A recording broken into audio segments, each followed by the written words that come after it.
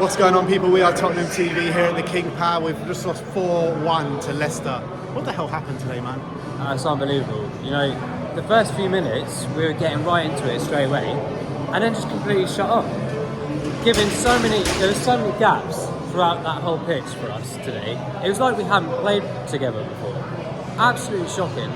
Perisic, have no idea. Like, all that experience that he has, I have no idea what they were playing at. Eric Dyer, mate, was an absolute shambles today. Sanchez come on and must have fallen over, what, 4 or 5 times? Yeah, from what I saw, 3 or 4 times in the first 10 minutes. I mean, like, how can you put in such a poor display? I mean, after last week. Yeah, after last week. I mean, I get vibes last year from Man City Burnley game, right, where we played really well at Man City, lost the game. But, I mean, passing was. I mean, can you tell me one player that performed today? Apart from Bentancur, maybe.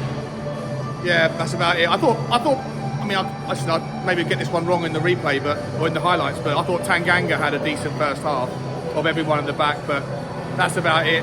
Fraser Foster, he looks like a really big guy who can't get down quick enough when shots are coming from outside the box.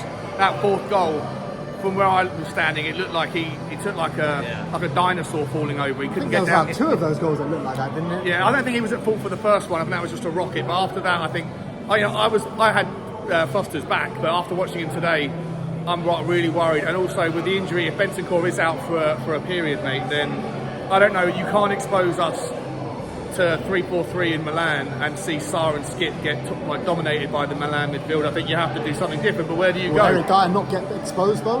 I don't know. I think maybe you put Eric Dyer in that holding role a little bit like he kind of was doing against Manchester City. But then where do you go in the back three? I don't know, mate. It feels really difficult to take any positives from this. And you've got one of the biggest games of the season in 72 hours time, and it's difficult to see really how that's going to look any better. But yeah, in terms of the way Conte was managing today, do you think he should have made the changes a bit earlier today? Hey, I'm used to this. We should all be used to this now. We don't see a change till 75 minutes, and I don't understand. I don't know what happened with the Forest game, changing players after 8 minutes, but like today, half time, there has to be some form of arrogance from the manager to take these players off. Everyone can see it's not working, right? Take them off. Everyone can see.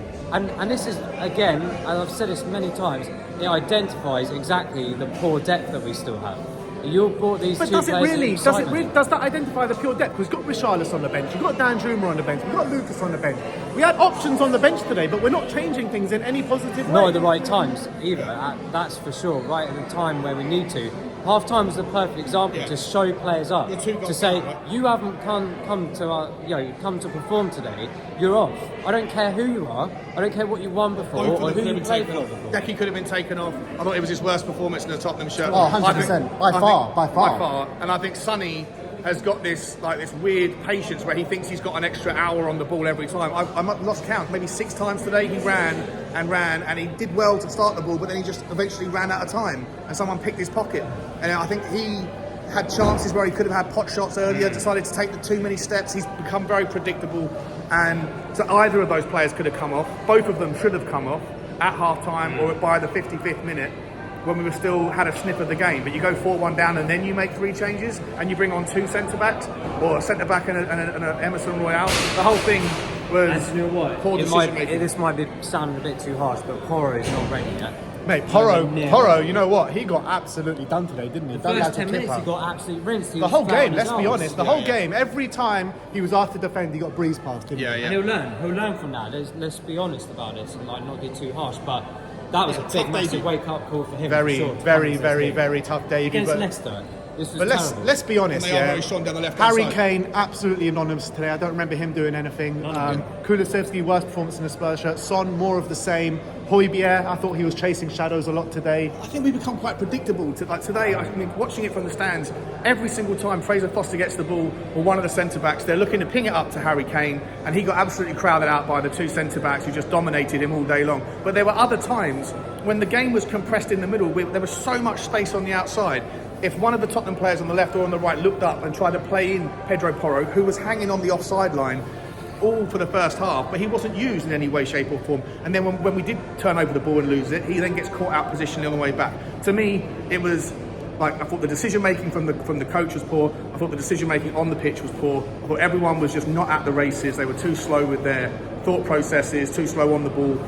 And it exposes us as a very, like I say, predictable team that I think we need to pivot very quickly. Otherwise, we're going to struggle. Season. But look, we were all talking right at the end of the Man City game. Is this a turning point for Spurs? I think we got our answer today, didn't we? Yeah. We got our answer today.